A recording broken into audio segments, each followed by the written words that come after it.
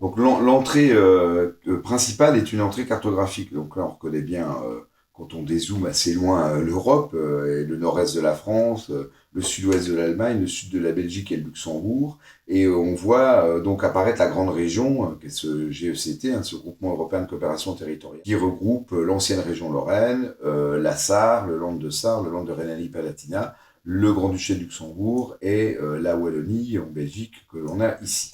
Alors, on voit très bien aussi d'ailleurs se dessiner les points, les fameux points d'entrée de chacun de ces parcours, qui sont regroupés autour des territoires sidérurgiques ou d'anciens territoires sidérurgiques de cette grande région, c'est-à-dire le bassin minier ferrifère lorrain et luxembourgeois que l'on a ici, la zone de la Sarre et du bassin houiller sarro-lorrain que l'on a ici, et le sillon Sambre-Meuse, donc en Belgique, que l'on a ici.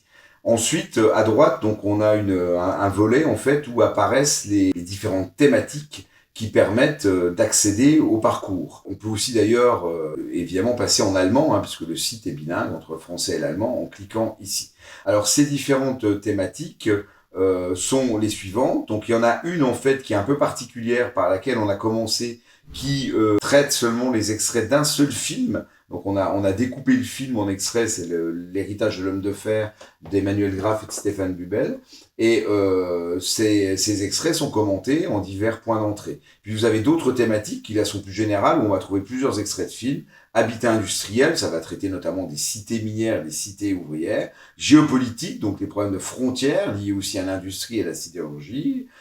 Paysage et territoire industriel. Histoire des techniques de production du fer et de l'acier. Et puis, histoire des techniques d'extraction du charbon, ici. Deux de ces thématiques bénéficient de points d'introduction, donc c'est ce qu'on voit avec le petit point d'exclamation jaune ici, c'est l'héritage de l'homme de fer et habitat industriel. Bon, les autres ont considéré qu'on n'avait pas besoin d'avoir un point d'introduction. Point d'introduction, ça veut dire qu'en fait, pour bien comprendre la thématique, c'est mieux de commencer par ces parcours-là. Et puis, à chaque fois qu'on clique sur un point, eh bien, vous avez une petite explication qui apparaît à droite, là, donc ici, un petit résumé très rapide, et bien sûr, une étiquette qui apparaît avec le titre du point et le lien vers le travail lui-même, vers le point intéressant, les extraits de films, par exemple. On peut, avant de venir aux extraits de films, évidemment, décocher les thématiques qu'on ne veut pas voir. On va commencer par regarder un peu plutôt l'héritage de l'homme de fer, qui était le début du travail.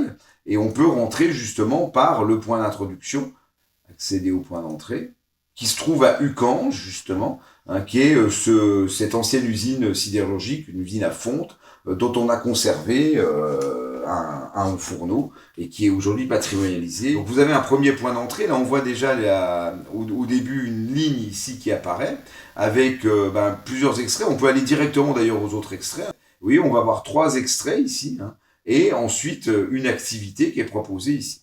Donc ici un premier extrait. Vous avez un contexte là, donc qui rappelle un petit peu le contexte du travail, le contexte du film. Et puis ensuite il y a une description, une analyse qui reprend les différents éléments que le film montre et qui explique ces différents éléments.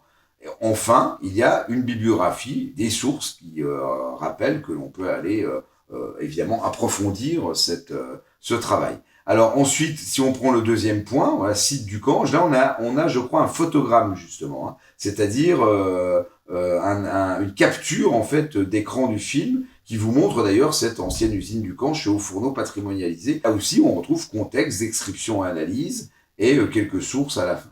Vous voyez qu'on peut aller à l'extrait précédent, à l'extrait suivant par ces boutons à droite. On peut fermer aussi, mais on va pas le faire pour le moment. Enfin, on arrive à une activité qui est assez élaborée, donc sur la réalisation filmique. Donc ça intéressait justement Andrea de montrer quels sont les moyens filmiques qui étaient utilisés par les réalisateurs pour introduire les interviewés. Donc c'était plus sur la technique du documentaire. Et là on voit aussi vers un guide. Vous pouvez télécharger un guide qui permet justement d'accompagner ces activités. Et puis on a aussi d'autres activités sur la comparaison de la patrimonialisation de sites. Donc on peut très bien multiplier les activités sur un seul parcours. Alors je peux vous montrer un deuxième exemple, cette fois dans la thématique donc paysage et territoire industriel. Alors si on part par Longwy par exemple, Voilà, donc accéder au point d'entrée, donc c'est toujours le même système. Hein. Donc là, on a un premier extrait de 47 secondes, vous voyez que ça peut être assez court, hein, où on retrouve toujours le même système. Vous voyez que le point d'entrée est à Erserange, le second point est à Longwy, donc c'est pas très loin, hein, c'est des communes qui sont limitrophes, mais le point reste sur Erserange, parce que c'est l'extrait initial. Et puis là, on a quelque chose de plus large. Ici, Alexis Ullmann a réalisé une carte sur justement ce bassin de Longwy, pour montrer l'évolution depuis la fin de la sidérurgie de ce bassin. Et puis il analyse la carte, voilà, et avec quelques liens additionnels pour aller sur d'autres éléments. Enfin, il propose une activité sur Lorraine Cœur d'Acier, donc c'est un extrait qui est dans cette page-là, dans ce parcours-là.